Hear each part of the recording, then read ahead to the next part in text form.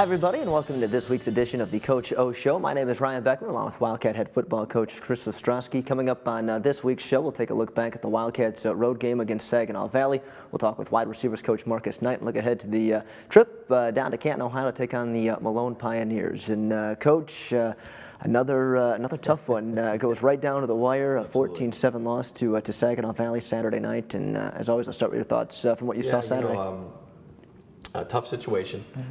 You've got 55 kids traveling, which is the number that you have to have when you travel, and they're really good kids, and they want to win, and they want to be part of something special, and to go down to the end, and this is 3 weeks in a row where we've had the game end on one play at the end. So we were at Hillsdale, and on the 14-yard line, it ended.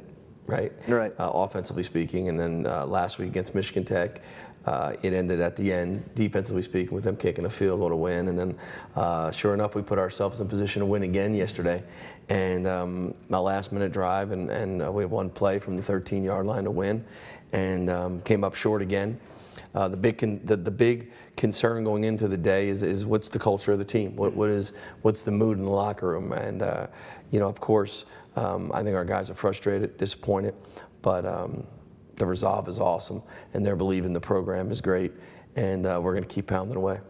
We talk about the resolve, and really I thought that was evident even at the end of the game after Saginaw Valley went up after that interception return for a touchdown with a minute left to battle back and get the ball down to the 14-yard line. Yeah, this is a good football team. I mean, Ryan,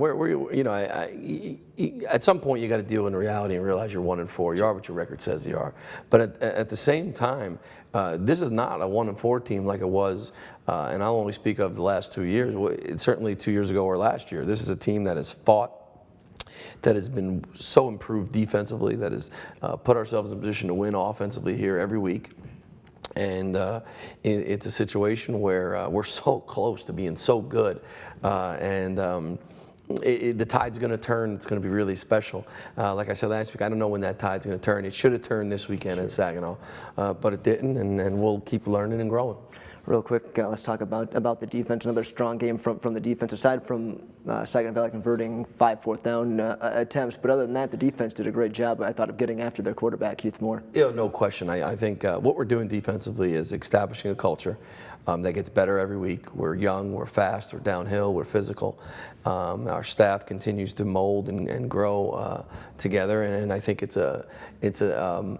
great football teams have to play good defense. Sure. And I think we're really progressing in that direction. We'll have more on this game a little bit later on in the show. We'll take a break. When we come back, we'll talk with wide receivers coach Marcus Knight right here on the Coach O Show. The Coach O Show is sponsored by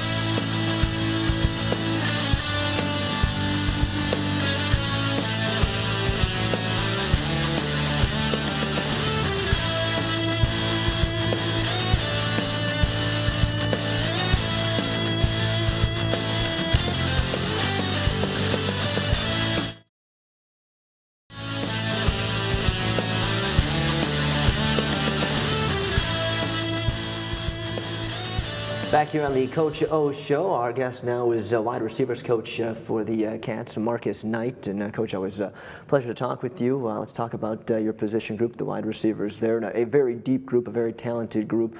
What is it that you like about this group? What is it that stands out with this group? Well, we have a very unique group right now in the room. A lot of kids that bring a lot of personality, different cultures, both black, white, from different parts of the country, and it just makes for a unique situation. Let's talk about the group a little bit more. They're very deep there. You get 6, 7 guys that have seen action this year, have had some receptions. That's got to go a long way in practice and keeping that competition level high. Yeah, no doubt about it. Competition is what this game is all about. We're trying to be the best that we possibly can be, and the only way that you can do that is going out there and having a very competitive atmosphere. Let's talk about some of those guys. As you would expect, the guys up there, Marcus Tucker and Kelvin Smart, you expect them to have some big seasons, or a big season be the leader. Those two really have been. Yeah, I think Tuck and Kelvin have really come out and did things, but I also think they can be better, you know, leaving a lot of things out there on the field. With the 1-4 record, you know that there's things that in plays that you've left out there on the football field. So those kids come out, they continue to work hard, and once we get over that hump, we'll see even bigger and better things. But a couple of other guys that have really stepped up their game this season. The first would be Austin Young. What have you seen from him? Well, Austin, a local UP kid who comes with a consistent attitude every day, a blue-collar mentality, and he's a young man that I love to have in the room. I wish we had more kids like him. Got a chance to talk with him last week, and one of the things he told me was that guys go to work and work hard, but you still like to have fun and keep it loose a little bit. Yeah, at this level, the college level, I think that's what it's about. You know, having an opportunity to further your life, get a better education, and play the game that you love. If you don't have fun doing it, then why be there? Another one of the guys who's really kind of stepped up this season and really has worked hard has been Trey Hipke. What about him stands out to you this year? Trey is a great young man. You know, he defies the odds. If you've never met Trey is a guy at 5'2" stature, and he's gonna laugh at me for that. But he's a young man that defies the odds, comes out, works hard, and does everything that I asked of him. So I'm very happy to have him in the room. All right, Coach Knight, appreciate the time and best luck the rest of the way. Thank you very much. We'll take a break here on the Coach O Show. We'll get into the highlights next, right after this. Hey Wildcat fans, it's trivia time. What former NMU quarterback holds the record for most career touchdown passes? Was it A, Tom Bertoldi, B, Jason Cornell, or C, Steve Mariucci? Find out after the break. What former NMU quarterback holds the record for most career touchdown passes? Correct answer was C, Steve Mariucci, with 47 touchdown passes. On the Coach O Show and got the video board behind me, so you know what that means. Time to look at game highlights, Coach. So let's get into it, see what the offense did on Saturday night against Saginaw Valley. Absolutely. Yeah, as we get through with this segment, it's always a good part of the show, and it's an exciting part of our show to kind of showcase what we're doing here. Offensively, this was a critical point in the game, early in the game, and we have a typical set for us. And you know, you see Wyatt Jerson hitting the thing, getting downhill and vertical, and he's a young man that's a junior for us that is just going to be really special. We were able to redshirt Wyatt in our first year, and that year is going to prove to be golden for us in terms of his career and how he progresses for us. So that was a good look for us. We'll get to the reverse look. We talk about this every week. It's just a teaching tool to be able to see it on both ways. We do a great job pulling our guard, getting a hat in a hat, and getting him in open field, getting north and south. So that was a good football run for us.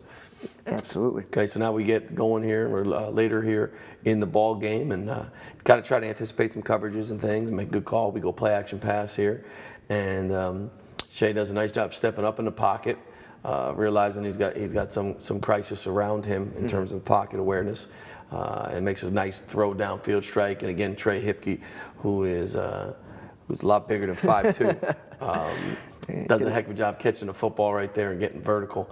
We got a little interference from that pole there, but good catch, puts us in scoring position, and consequently actually led to a touchdown here. This was 2 downs later in this same sequence. We go with a 3-by-1 set, and we get an isolation deal there. And Marcus Tucker, for me, is as good a kid as character-wise as I've had, and I'm excited to have him for another 2 years as well as a junior. Just makes a great catch here. Young man from Saginaw's all over his back, and just a good football catch, and Shea put it right where he needs to be. Protection was excellent. It was really a good football play for us.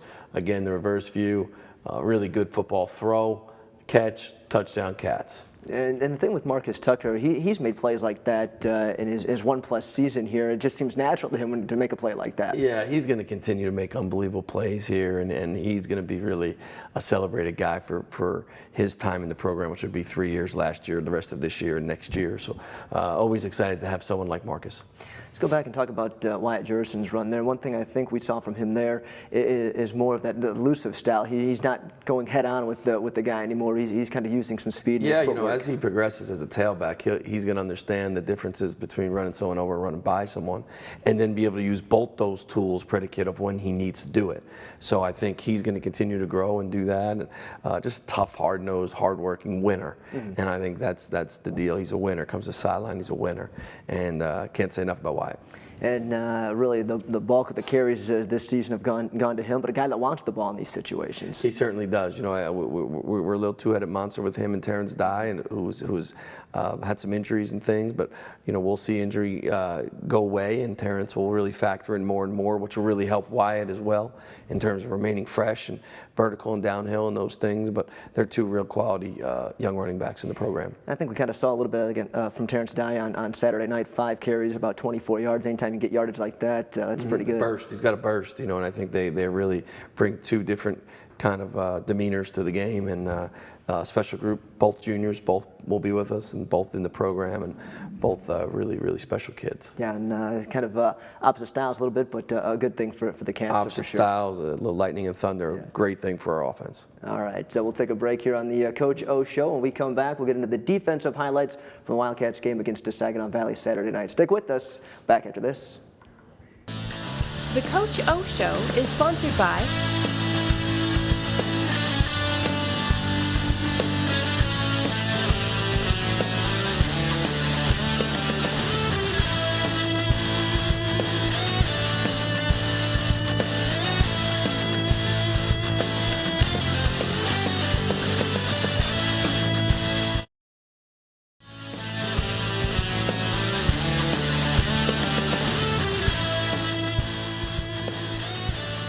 Back here on the Coach O Show as we continue to look at highlights from the Cats' tough 14-7 loss to Saginaw Saturday night. Let's get into the defensive side of things, Coach. Absolutely. What we got here is, you know, I think the one thing that we're doing a great job as a defensive staff is really presenting the picture to the defense, kind of create a real normal flow and what they're going to see game day, pretty go down and distance, all those things. Sure. It enables our kids to really play fast, and you see that here. And we've talked about this gentleman many times, a guest on the show. That's Pat Ryan, and he just identifies, sees it, closes, is physical, he's downhill, and that's textbook in terms of how to tackle, how to bring your hips, how to wrap. I'm watching that, I'm saying, oh baby, that's a young man, it's a sophomore, he's going to be in the program a long time, he's going to get bigger and stronger. So great play by Pat right there in terms of just making a great play, physical play, a great individual effort, downhill, all those things we talk about defensively as we get going here through the film. This one here is obviously passing set for them, and they're in a 5-wide set, and we do a great job of covering the flat. You see us right in the area. That enables us to get some pressure on the quarterback because he wants to throw it in the flat right now. And then Trevor Cruzel, just can't say enough about him. Little game up front there, and does a great job of getting inside the middle there and just beats the young man with speed, and that was a big play for us in that game. So 2 real great individual plays we showed this week from our defense. Yeah, absolutely. And Trevor is a guy that we've talked about before, a guy that's done a fantastic job of getting to the opposing quarterback. He really has. He really has. I believe he leads the league in sacks, if I'm not mistaken, and that's pretty cool with 5 games in with 6 to go. So sure. He's really having a nice senior campaign, if you will. Okay, here's another big down for us. And again, Keyshawn Walker, 3 individual great plays, breaks on the football up there in the corner. Nick Kraus right there, and that's just, you know, that's impact. If you watch that thing, he's downhill and boom. That was a great play, great tackle. Physical, fast, all the things we want. Yeah, Keyshawn Walker, another guy that we have talked about before, and a guy that just keeps getting better every week. Yeah, no question. That kind of are the ones that we're going to show here tonight. Just again, you know, the thing that's most impressive to me in our defense is our ability to run. You got 11 kids that can run. Our guys that play up front are guys that can run to the football, and I think when you have guys like that run at the level of speed and physicality that we're bringing to it, it makes for a really difficult defense to be successful versus. A guy that we haven't really touched on too much this season, but he showed up on Saturday night, was your preseason All-American Nick Kraus in a couple of plays. Yeah, he gets player of the game for us. Yeah. That was pretty cool. He's a defensive player of the game for us. And, you know, Nick has been, without question, the most solid structure on our defense for the last 3 years. He's been a dominant force for us. He's been really a rock. He's been in that spot for us for the same amount of time, and it's going to be, we're going to miss him big time. We got 6 weeks to make sure we really embrace that young man. Hopefully he'll have 6 great football games to close out his football career here at Northern. One thing that I liked from the defense there on Saturday night, your ability to stop them on third down. They were 0 for 8, I think, in the first half on third down conversions. Yeah, and you got to be happy with that. Yeah, the big deal is third downs, and we did a great job defensively of creating stops on third down, and we did a great job offensively. We were, I believe, 60% offensively converting on third down. So it's, you're doing some of the things you need to do to be successful, and we'll take baby steps to keep getting closer to winning the game. You guys really seem to keep their quarterback off balance in the football game. He didn't look comfortable a whole lot back there. What was the big key from that standpoint? I think given different looks, I think Coach Bauer does a great job of understanding how to disguise some things and have it look one way and really it's another way and create some confusion. And then our defense front getting home. With the guys like Trevor Cruzel breathing down your throat makes you uncomfortable. Yeah, absolutely, that's for sure. So the Wildcat defense does play well, and hopefully will continue throughout the season. So we'll take a break here on the Coach O Show, and we'll wrap things up when we come back right after this.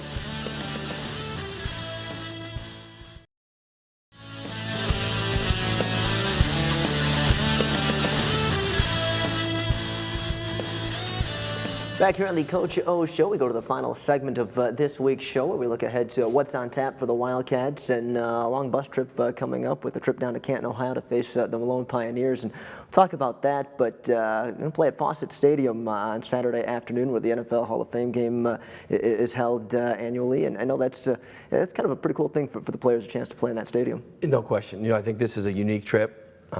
It's a monster ride, yes. Which we'll kind of leave that to the side. But it's a lot of these trips, I hope to make them as educating, focused as we can, where the guys can really bring an experience back with them, take with them 10 years from now. This is one of those trips. So we're going to tour the Hall of Fame.